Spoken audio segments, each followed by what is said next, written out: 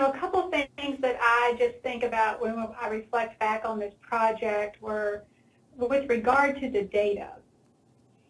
I think actually laying out the data and tracking the specific items that we tracked, how many times was someone in the wrong company, how many times did we not pay a sign-on bonus timely, how many times did we have profile setup issues.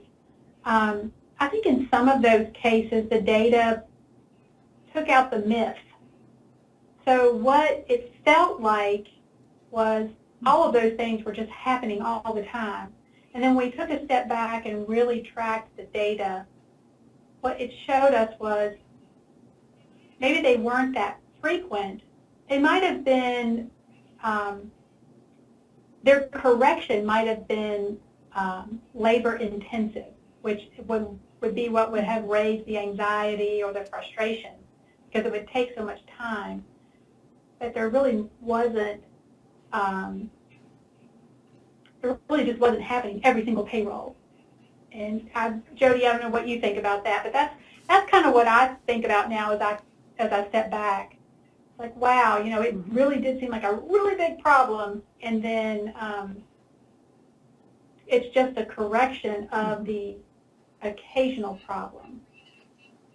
Yes, and I would agree that I think one of the things that is interesting to see with the tracking is that when you look at percentage of accuracy across the board, it's what percentage of the folks that we're bringing in are bringing through the process that are entered correctly. So when I'm looking and talking to my team, nobody's ever perfect, right? But you also want to have a percentage of, we hired a total last year, for instance, we onboarded a total of about 1,700 people. That's all of our new hires, our contractors, everyone.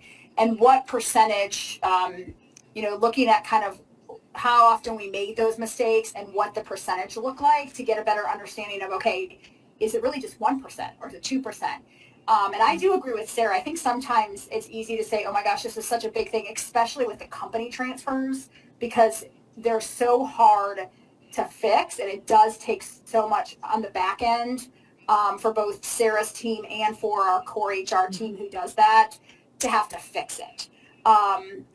So I think that was, it's, for me, this entire process really opened my eyes to making sure my team understood the bigger picture, I think, as well, to know kind of what the downstream impact is when something does happen. But yeah, the data was really, really great to see, because I've always wanted to put it in more detail as far as what percentage of the time are we making mistakes.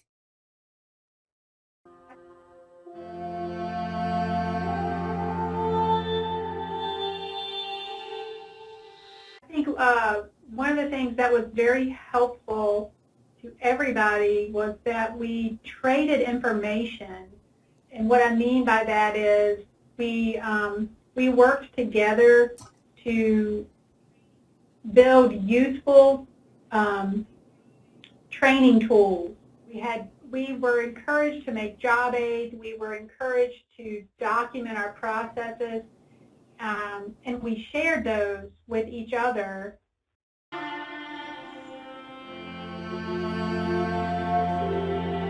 So I think the job aids that we created together, input from each other on what would be helpful, what would be useful, really made the difference there in helping us to see that significant drop. Now, I can tell you from a recruitment perspective, if you're looking at these lines across the board, Betsy, with the orange, which is the profile setup, those spikes throughout the year really coincide with the number of hires that we're bringing on. So if you look at those two spikes there, and then it kind of lingers off, those are really times when we're bringing in a lot of new graduates and students into the organization. Right. And so you're just dealing with more people that you're inputting. On our end, across the board, between Sarah's team and my team and Andrea Haley's group, I think the communication just got better too. I think we felt more comfortable as we went along and we went through this process together knowing that we were, sometimes when you're siloed, it's hard to see that you're all on the same team. And I think we got more comfortable having conversations as well as groups.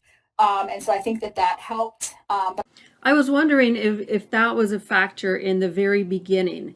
When we started doing the process mapping, all of a sudden there was more communication and greater awareness. And even though, we might not have had job aids yet or data mapping yet, there was this greater awareness and better communication. And maybe that was a factor, and all of a sudden things started to go down. I would agree. Yeah, Betsy, the one thing that I'm seeing very interesting is that on June 20th, Jody and I had an email conversation going back and forth about urgent cares. And urgent care team members are those that, urgent cares are company 3, but they have to be hired into company 1. And we had this conversation, and I provided her with an update, like I referenced before, the updated UKG department crosswalk. Wow. And so if you'll notice, like on 512 in this data, pay period issues logs, there was an incident of 12 individuals in the wrong company, wrong department. So around June 20th, we shared that information with Jody. She took it back to her team, educated them on it. And then if you go through the rest of the year, I only see one occurrence after June 20th where somebody was in the wrong company, wrong department. So that is and I can't tell you what all those 12 errors were on that 512 payroll, but something like this job aid could have helped almost eliminate that error. Yep. Because it really didn't happen again until September, and there was just one occurrence. After that, it was all gone.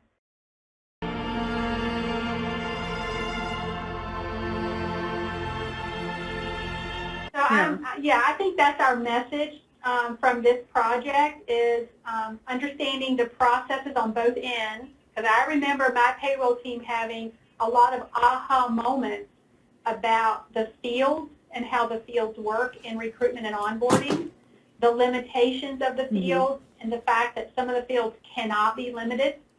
And once we understood that, then we started all thinking of different ways that we could at least, because a lot of this is manual, prevent errors, making sure we have better accuracy on our team members' records. And so I agree with Jody. Communication and job aid was a big help.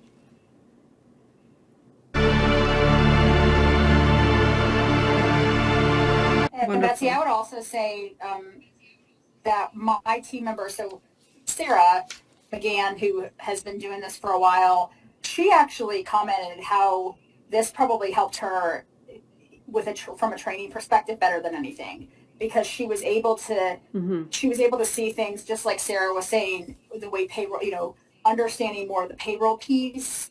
And she felt like we just made progress. And sometimes when you're stuck and you don't feel like you're moving things along, but she felt like everything that we were doing was helping to make that process improvement and that process smoother on the back end too. So she saw a difference from the 2 years that she's been here kind of doing it, going through this exercise to be able to walk through that piece to see, okay, this is why it's so important for this. This is what payroll has to do. Because they didn't, like I said, we're in silos. So it's good to see what other people do and understand that piece of it.